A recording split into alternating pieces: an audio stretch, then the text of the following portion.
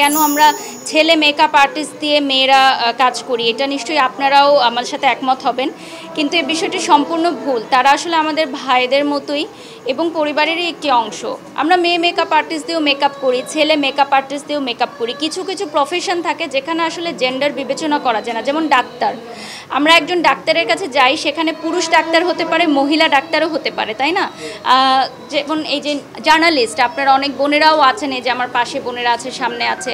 So এখানে কোনো আসলে জেন্ডার নেই। ঠিক তেমন হচ্ছে মেকআপ আর্টিস্ট আসলে ছেলেও ভালো সাজাতে পারে, মেয়েও ভালো সাজাতে পারে, একে অপরের সাথে বন্ধুত্ব, এটাই হচ্ছে মূল।